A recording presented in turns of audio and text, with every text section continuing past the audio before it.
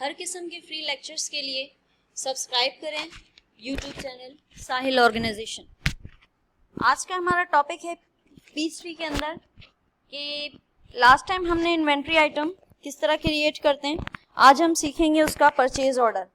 Purchase order क्या होता है? जब हम किसी से कोई चीज़ परचेज करते हैं तो उसका ऑर्डर कैसे देते हैं और किस तरह उसका रिसीट्स वगैरह या ऑर्डर किस तरह क्रिएट करते हैं P3 सॉफ्टवेयर के अंदर।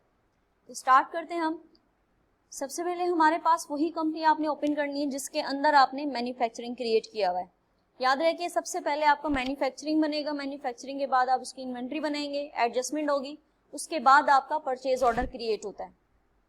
यहाँ आप जाएंगे सबसे पहले टास्क के अंदर। टास्क के अंदर जाने के बाद यहाँ से हमने सिलेक्ट किया परचेज ऑर्डर। परचेज ऑर्डर में सबसे पहले आप वेंडर आईडी क्रिएट करते हैं। वेंडर क्या होता है?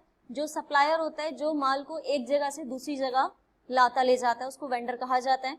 अब सबसे पहले आप यहाँ पे वेंडर क्रिएट करेंगे। न्यू में गए, यहाँ आपने वेंडर आईडी बनाई और वेंडर का नाम रख दिया आपने स्नेन अहमद। अब आपने इसको वेंडर की जो भी इंफॉर्मेशन है, कॉन्टैक्ट है, अकाउंट है, एड्रेस है, यहाँ आपने सारी वेंडर की इंफॉर्मेशन टाइप कर देनी है उस वेंडर के हवाले से। उसके बाद आपने इसको क्या करना है, सीधे सीधा सेव कर देना है। अब ये आपका वेंडर बन गया, ये आपका फर्स्ट वेंडर है, ये क्रिएट हो गया। क्रिएट करने के बाद आपने इस वेंडर को दोबारा सिलेक्ट कर लेना है, तो यही वेंडर आपका इस वाचर के अंदर सिलेक्ट हो जाएगा। कंपनी है आपकी मैन्युफैक्चरिंग और आपने किसको शिप करना है, एड्रेसेस हैं उसके, जो भी आप उस वेंडर की यहाँ इंफॉर्मेशन डालेंगे उस सारी, तो वो यहाँ सारी आपकी शो हो रही होगी। हमने कोई इंफॉर्मेशन नहीं डाली, इसीलिए बाकी सारे ऑप्शंस आपको ब्लैंक मिलेंगे। अब यहाँ से आपने आइटम सेलेक्ट कर लेने कि किन किन आइटम्स का आपने ऑर्डर देना है। फर्स्ट है कीबोर्ड। कीबोर्ड कितने चाहिए आपको? 8। अब फॉर एग्जांपल 6 कीबोर्ड हैं। हमने इन्वेंट्री एडजस्टमेंट में उसकी प्राइस सेट की थी। अगर हम उसकी इन्वेंट्री एडजस्टमेंट में पिछले लेक्चर में हम प्राइस सेट नहीं करते तो यहाँ आपको कीबोर्ड की प्राइस खुद टाइप करनी पड़ती है। हमने एक ही दफा उसको सेट कर दिया, अब आपको प्राइस बार बार टाइप नहीं करनी पड़ेगी, जस्ट आपको क्वांटिटी ऐड करनी पड़ेगी और अमाउंट खुद ही आ जाएगी। आपके पास कीबोर्ड है आइटम और कितने चाहिए? 6 कीबोर्ड चाहिए, तो टोटल 6 कीबोर्ड की क्या अमाउंट बनेगी आपके पास आ जाएंगे और एक यूनिट प्राइस उसकी कितनी है? 200। सेकंड आइटम है आपके पास माउस। माउस आपको कितने चाहिए? 10 और टोटल 10 माउस की क्या प्राइसेस होंगी? 3500। इसी तरह वन बाय वन आपने सिलेक्ट कर लेना है।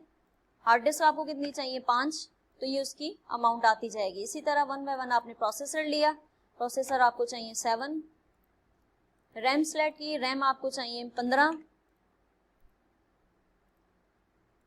LCD आपको चाहिए 12। फिर आपको चाहिए डेटा केबल। डेटा केबल आपको चाहिए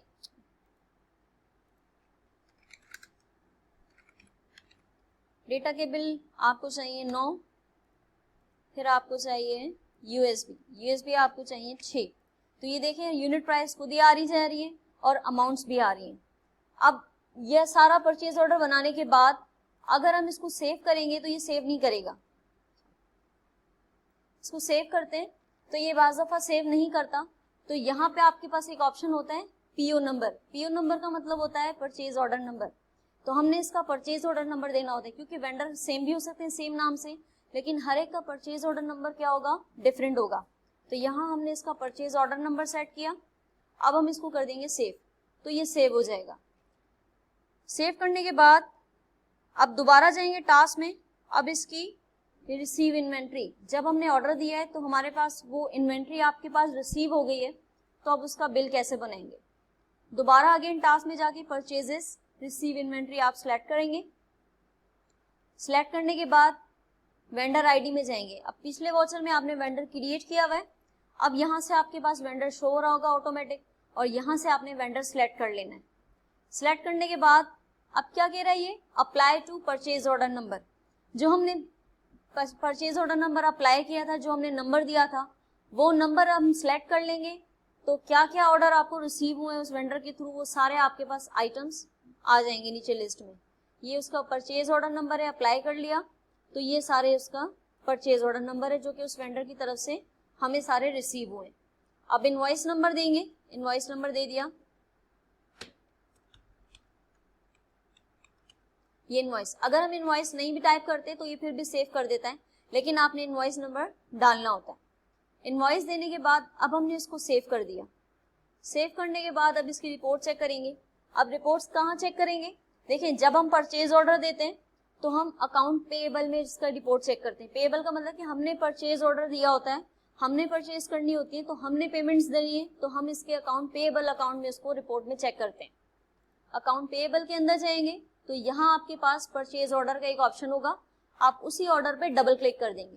डबल क्लिक करने से आपके पास ये परचेज ऑर्डर का पूरा ये देखिए रिपोर्ट आ रही होगी। क्या आपकी डिस्क्रिप्शन क्या है, डेबिट, क्रेडिट और फिनिश गुड क्या है आपकी, और सारे किस डेट पे आपका ऑर्डर बना हुआ है वो सारा आपके पास मौजूद होगा। किस वेंडर ने आपको दिया है ये देखें, सारा आपके पास रिपोर्ट आ रही होगी परचेज ऑर्डर की। तो ये था आज का हमारा टॉपिक कि परचेज ऑर्डर कैसे आप बनाते हैं। और मजीद फ्री लेक्चर्स के लिए सब्सक्राइब करें यूट्यूब चैनल साहिल ऑर्गेनाइजेशन।